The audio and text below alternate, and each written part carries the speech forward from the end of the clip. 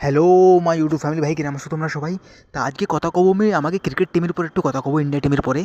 ভাই আমাকে যে ইন্ডিয়া টিম না, এর যে ইন্ডিয়া টিম আমাকে এর মধ্যে অনেক ক্যাপ্টেন ছিল এই টিমের মধ্যে, ঠিক আছে।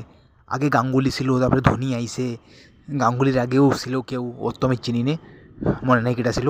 আমি তো গাঙ্গুলির সময় থেকে ক্রিকেট দেখা শুরু করেছি। গাঙ্গুলি ছিল, তারপরে ধোনি, তারপরে বিরাট কোহলি, তারপরে রোহিত শর্মা, আর বিশখানে রেনাও বনিল একবার ক্যাপ্টেন ছোটো মোটো সিরিজের মধ্যে।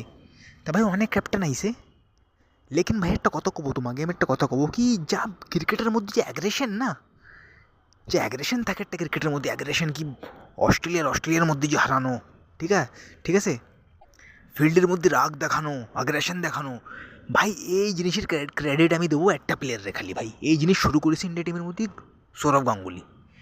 ভাই ওই শুরুয়াত করেছি অ্যাগ্রেশনের ক্রিকেটের মধ্যে ভাই। না আগে দেখো আমাকে টিম যদি তুমি উঠে দাও, যদি ধোনির দেখো তুমি, ধোনি এরম কাপ্তান ছিল, ও মাইন্ড গেম খেলতো, ও শান থাকতো, ও বেশি অ্যাগ্রেসিভ হতো না ফিল্ডের মধ্যে, ঠিক আছে, রাগ দেখাতো না বেশি, ও শান থাকতো একদম। ওর আগেও যত বি ক্যাপ্টেন ছিল ওরা সব শান থাকতো, লেকিন ভাই যে সময় সৌরভ গাঙ্গুলি আইসে না ভাই, ও পুরো মাইন্ডসেট চেঞ্জ করেছে। পুরো একটা যে আমাকে মাইন্ডসেট না ক্রিকেটের, আমাকে টিমের যে একটা মাইন্ডসেট কি একদম ভয় পাবো না একদম। যে আমার গালাগালি দিচ্ছ, যদি তোমার কেউ গালাগালি দেয় তুমি দুটো গালাগালি দাও, তোমার একটা গালাগালি দেয় কেউ, তুমি দুটো গালাগালি দাও। তা ভাই একটা ক্রিকেটের মধ্যে যে অ্যাগ্রেশন না, এ ভাই এ সৌরভ গাঙ্গুলি আনিছে ভাই, ওই মানুষই আনিছে অ্যাগ্রেশন। ওর পরে কোহলি আনিছে, ওর পরে গাঙ্গুলির পরে, ঠিক আছে। কোহলি যে সময় ক্যাপ্টেন ছিল ও খুব অ্যাগ্রেসিভ হয়ে খেলতো, গ্রাউন্ডের মধ্যে খুব অ্যাগ্রেসিভ থাকতো, ঠিক আছে। ওর পরে যুবরাজ সিং একটা প্লেয়ার ছিল, ও খুব অ্যাগ্রেসিভ ছিল, ঠিক আছে। ক্রিকেটের মধ্যে তুমি অনেক ম্যাচ দেখছো, ও খুব অ্যাগ্রেসিভলি খেলতো, ঠিক আছে, গ্রাউন্ডের মধ্যেই খুব অ্যাগ্রেশন দেখাতো ওইটিও। তা ভাই ক্রিকেটের মধ্যে অ্যাগ্রেশন হওয়া জরুরি ভাই, ক্রিকেটের মধ্যে অ্যাগ্রেশন, ফিল্ডের মধ্যে অ্যাগ্রেশন না হলে দেখতে মজাই আসে না ক্রিকেট ভাই। এখনই ভাই ক্রিকেটের মধ্যে অ্যাগ্রেশন নাই ভাই, অ্যাগ্রেশন খতম হয়ে গেছে ভাই একদম।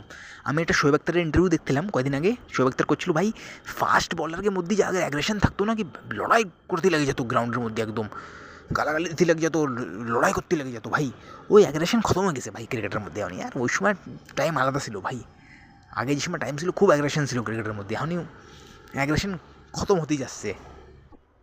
পাকিস্তানের মধ্যেও শোয়েব আক্তার একটা বলার এরকম খতরনাক বলার ছিল, ওর মধ্যেও খুব অ্যাগ্রেশন ছিল ভাই, ওয়াসিম ওয়াকার, শোয়েব আক্তার, ঠিক আছে, শাহিদ আফ্রিদি, এইসব প্লেয়ারের মধ্যে খুব অ্যাগ্রেশন ছিল ভাই।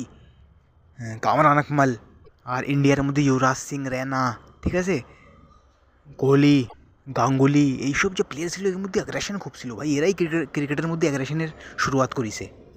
তা ভাই এখন এই ক্রিকেটের মধ্যে এই জিনিস আমি মিসিং দেখি কি, প্লেয়ারের মধ্যে ভাই ওই অ্যাগ্রেশন নাই যে আগে ছিল, আগের প্লেয়ারের মধ্যে যে ছিল ভাই।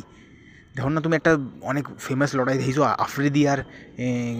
আফ্রিদি আর কেটা ছিল যেন, গৌতম গম্ভীর, লড়াই হয়ে গেলো ফিল্ডের মধ্যে, কিরম খতরনাক মাহল বনে গেলো ধীর, ওই ভিডিও তুমি ইউটিউবের উপরে দেখছো। তো ভাই ওইসব জিনিস এখনই আর ক্রিকেটের মধ্যে দেখা যায় না, অ্যাগ্রেশন খতম হয়ে গেছে ভাই। শোয়েব আক্তার ধাও কিরম সেহবাগের সাথে কিরম, তুমি একটা স্টোরি দেখছো, সেহবাগ অনেকবার শুনেছি স্টোরি। তা ভাই ওইসব জিনিস, অ্যাগ্রেশন, চ্যালেঞ্জ করা, এক দুসরা চ্যালেঞ্জ করা, ওইসব জিনিস ভাই ক্রিকেটের মধ্যে তো একদম খতম হয়ে গেছে এখনই।